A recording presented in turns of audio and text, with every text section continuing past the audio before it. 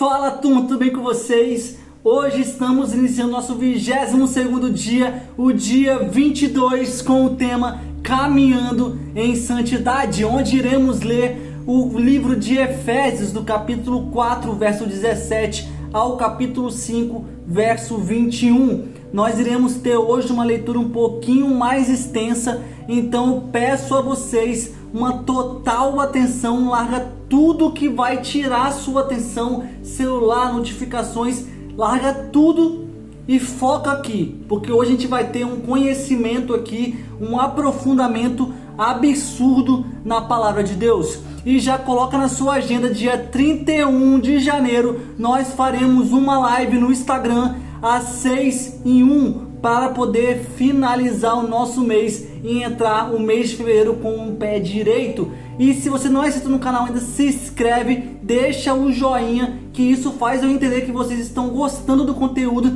e faz o YouTube também entender que esse conteúdo é de valor, é um conteúdo relevante e que ele encaminhe para cada vez mais pessoas.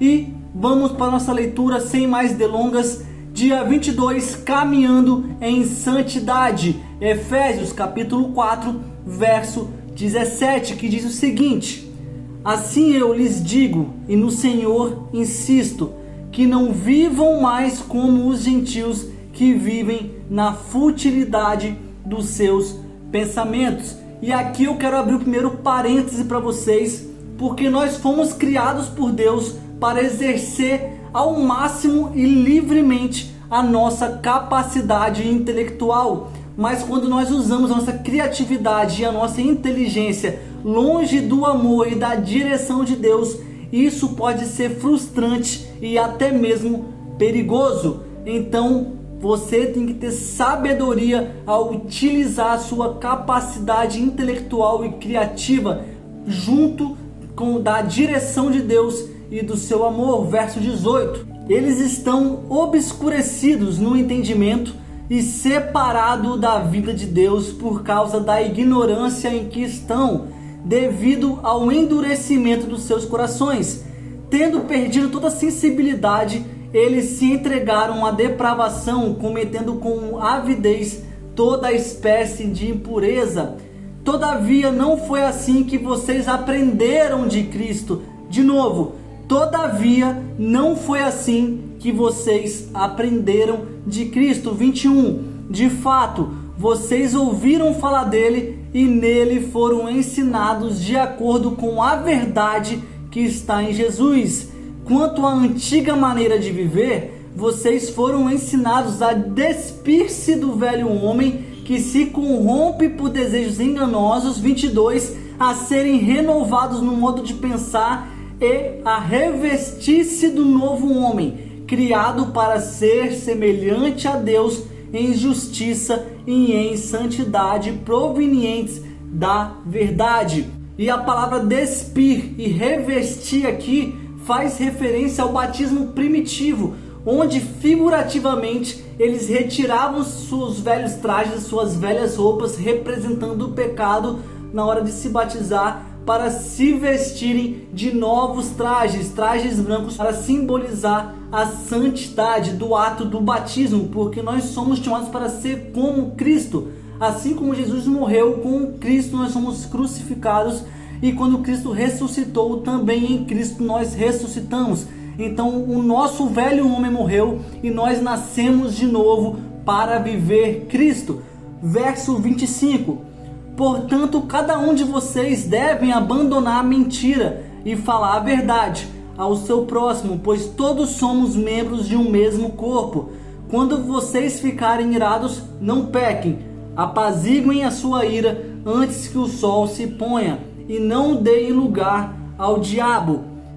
Então entenda isso aqui: Satanás usa nossas fraquezas e a nossa falsa sabedoria para poder agir. Mas Paulo está aqui nos advertindo para nós termos cuidado quando nós tivermos raiva e sermos cada vez mais humildes e pacientes. Nós devemos aprender isso em Jesus. E como a gente aprende isso em Jesus? Apenas nos aprofundando na palavra, apenas conhecendo Jesus de perto e não de longe. Quando nós conhecemos Jesus de longe, nós não conseguimos reconhecer nele os seus atributos e suas características, porque de longe a gente não consegue enxergar bem, de longe a gente enxerga mal, mas de perto, se aprofundando na palavra, tendo relacionamento constante com Deus, nós conseguimos entender os seus atributos e as suas características e conseguimos compreender a forma que nós devemos viver. Vamos continuar, verso 28. Isso aqui é interessante.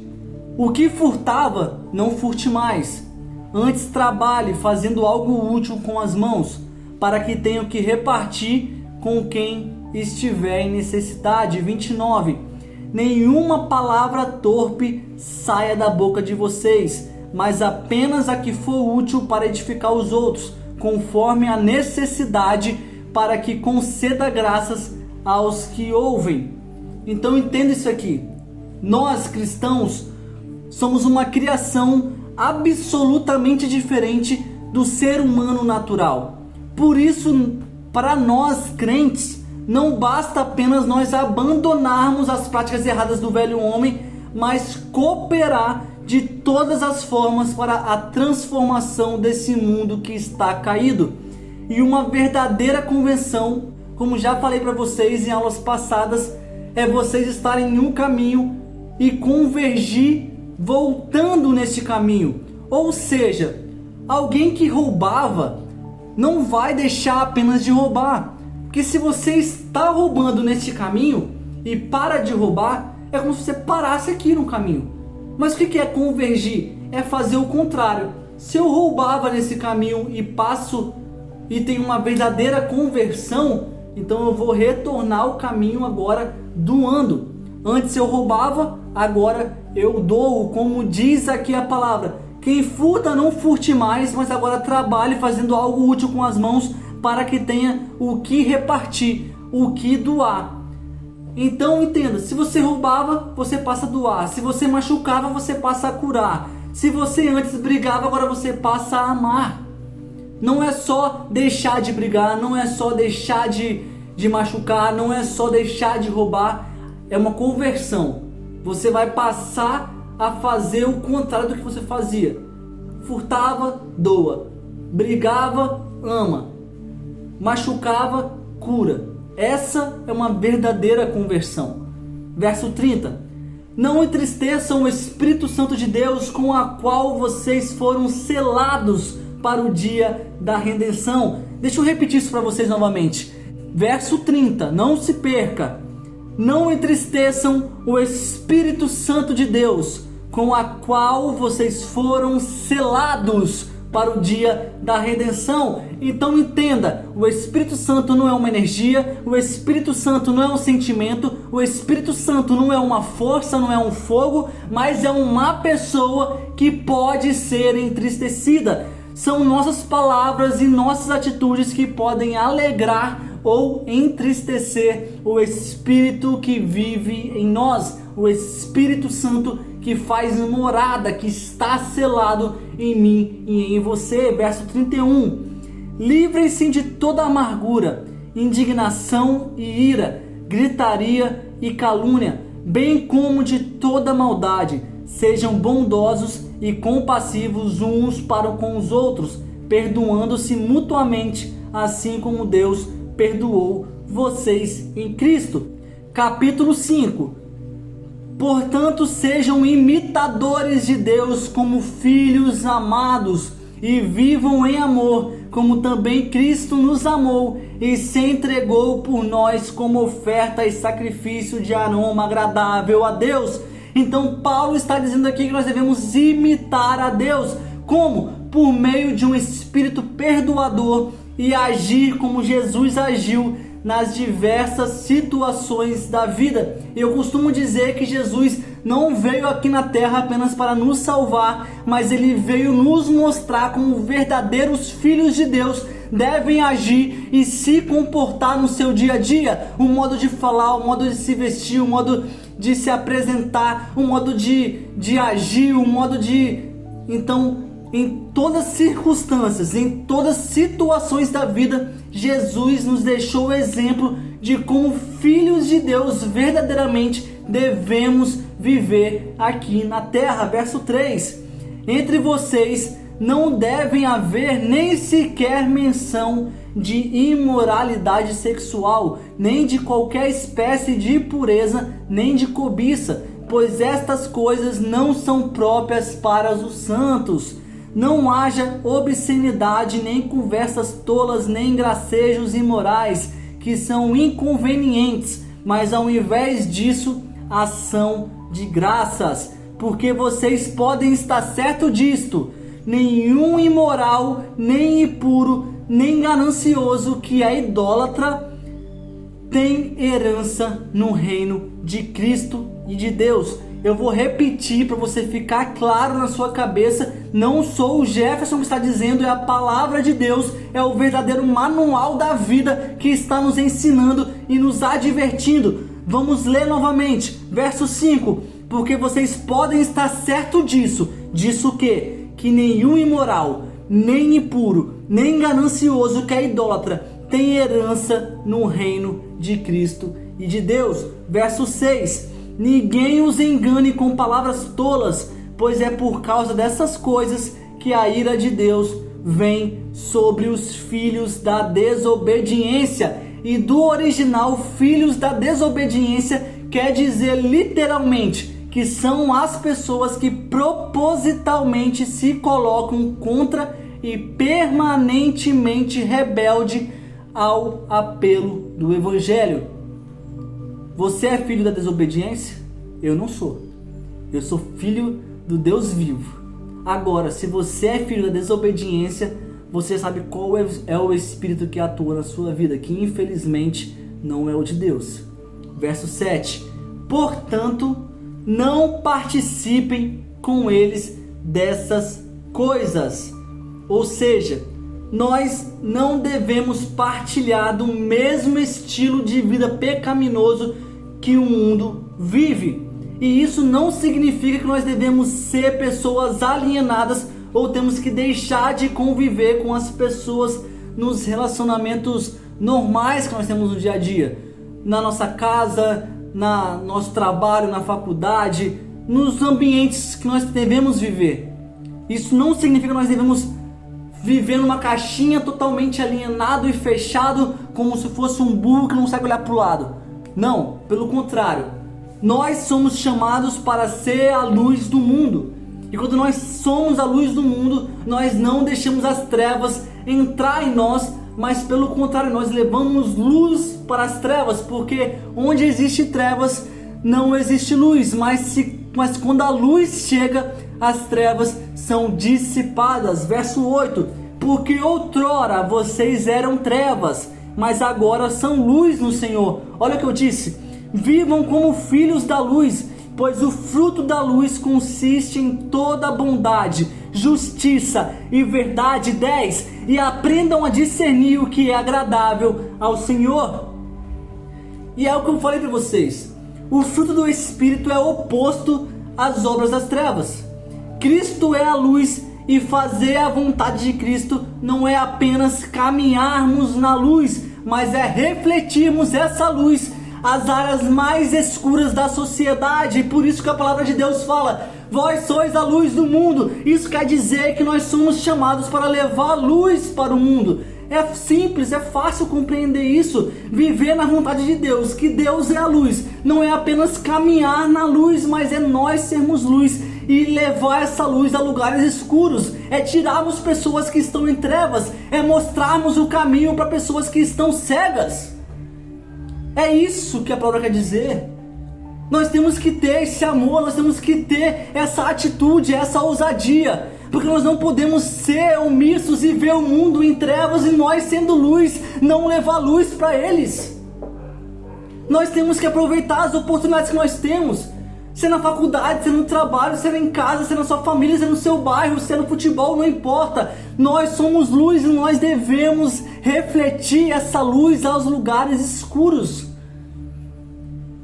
Não é o mundo tomar conta de você, mas é você tomar conta do mundo. E quando eu falo em tomar conta, eu falo em você influenciar. Na primeira aula nós já aprendemos sobre influência. Se você não assistiu a primeira aula ainda, volta lá e pega a primeira aula. Eu falo justamente sobre influência. Deus tem nos chamado para ser influentes. Deus tem nos chamados para nós termos atitude, para nós termos ousadia. Não é possível que você lê a palavra de Deus e consegue se contentar em apenas ser salvo. Não tem problema nenhum em você ser salvo, muito bom você ser salvo, mas você não pode apenas sentar no banco de uma igreja e achar que está tudo certo. O mundo precisa, o mundo está sedento, o mundo está em trevas. Você tem que ter uma indignação santa e entender que você é luz. Não porque você está brilhando, mas porque aquele que habita dentro de você é o Espírito Santo do Deus vivo. E você, sendo luz, você tem uma missão, um chamado, que é levar a luz e pregar o Evangelho a toda criatura, em todas as nações, fazer discípulos, irmão. Você tem que se revoltar. Você não pode olhar para aqueles homens que estão perdidos ao seu redor e você achar que está tudo bem, que está tudo normal, porque não está. Você não pode olhar para as pessoas que estão enfermas e não ter ousadia e ser movido pelo Espírito Santo e não orar por elas, porque nós temos que impor as mãos, porque a palavra de Deus fala que nós poramos as mãos sobre os enfermos e estes serão curados. A própria palavra fala que nós faremos coisas maiores que Jesus fez. E Jesus fez muitas coisas. Jesus ressuscitou mortos, irmãos. Quantos mortos nós vemos sendo ressuscitados aí diariamente? Os sinais acompanham aqueles que creem. Você crê? Porque se você é cristão de verdade, nós temos que crer. Nós temos que ter fé. Então nós temos que cumprir o ID. Nós temos que ter essa indignação santa, essa revolta santa e não nos conformarmos com o mundo mal que está à nossa volta, mas sempre lutarmos por um mundo melhor. Como eu disse para vocês ontem, nós temos que entrar violentamente no inferno e granjear os amigos que estão lá. Aquelas almas não podem se perder. E se você não consegue entender isso, comece a clamar a Deus. Ei Deus, me dê amor por almas, me dê amor por vidas. Não me deixe ver meus irmãos morrendo, mas me dê a autoridade que Ele já te deu. Você não tem que pedir autoridade, irmão. Você tem que pedir atitude, ousadia, porque a autoridade Ele já te entregou. Peça atitude, peça ousadia e se mova. Vá com vergonha, vá com medo. Você não está sozinho. Amém? Me empolguei, porque isso realmente é algo que mexe forte comigo. O meu coração queima por missões, meu coração queima pelo evangelismo e eu não consigo me conformar com esse mundo. Nós não podemos nos conformar com este mundo. Nós não podemos ver o mundo se perdendo e achar que tudo bem. Pelo menos eu estou salvo. Não, irmão. Que bom que você está salvo. Agora joga a boia para outro. Joga a boia para outro. Vamos salvar o máximo de pessoas que nós conseguimos. Quem salva não sou eu, é Cristo. Vamos apresentar o Evangelho para o mundo. Apresentar o Evangelho para as pessoas. As pessoas estão sedentas, literalmente sedentas, com fome e com sede. Com fome a gente mata com a palavra, que é o pão vivo. Sede, Jesus é água viva, Pai. Então, nós temos que apresentar Jesus para este mundo. Porque somente Jesus será o alimento e matará a sede dessas pessoas. Verso 11. Não participem das obras infrutíferas das trevas. Antes, exponham-nas à luz, porque aquilo que eles fazem em oculto, até mencionar, é vergonhoso. Mas tudo que é exposto pela luz torna-se visível, pois a luz torna visível todas as coisas. Verso 14. Por isso é que foi dito: desperta, ó tu que dormes, levanta-te dentre os mortos e Cristo resplandecerá sobre ti. Isso é forte demais. E uma curiosidade aqui para vocês é que esse desperta, ó tu que dormes, levanta-te dentro dos mortos, ó Cristo resplandecerá sobre ti, é uma estrofe de um hino cristão da época. Hoje ainda existe um hino que tem essa parte, tem essa frase, mas é um hino antigo, onde Paulo cita essa estrofe, e esse hino antigo é baseado no livro de Isaías, onde está escrito uma apelação aos incrédulos. Uma apelação aos incrédulos para não perderem a oportunidade de aceitar Cristo como seu Salvador. É como eu disse, nós não devemos nos conformar. A gente tem que dizer isso, declarar mais isso. Ei, desperta do que dormes, levanta-te entre os mortos e Cristo resplandecerá sobre ti. Verso 15, tenham cuidado com a maneira como vocês vivem, que não seja como insensatos, mas como sábios, aproveitando ao máximo cada oportunidade, porque os dias são maus. Eu disse para vocês, tudo é oportunidade, então aproveite ao máximo cada oportunidade. 17, portanto não sejam insensatos, mas procurem compreender qual é a vontade do Senhor. 18, não se embriaguem com vinho que leva à libertinagem, mas deixe encher-se pelo Espírito. E assim como a embriaguez nos domina e altera nossas atitudes, quando estamos cheios do Espírito Santo, temos nosso comportamento alterado também. Enquanto a bebida, as drogas ou qualquer outro vício levam seus servos às trevas infernais, o Espírito Santo de Deus nos garante que os seus servos terão vida eterna e terá todos os benefícios do reino de Deus. E a pergunta que eu faço para vocês é: e aí? Qual decisão você vai querer? É só você escolher. Ou você vai seguir os vícios, vai seguir as drogas, as bebidas, que levará os seus servos às trevas infernais, ou você vai seguir o Espírito Santo de Deus, que ele te garante, que te dará a vida eterna e todos os benefícios do reino, te fazendo filho. Verso 19, falando entre si com salmos, hinos e cânticos espirituais, cantando e louvando de coração ao Senhor, dando graças constantemente a Deus Pai por todas as coisas, em nome do nosso Senhor Jesus Cristo. E um parêntese aqui fala que nós devemos dar graças constantemente a Deus Pai. E por que nós devemos dar graças constantemente?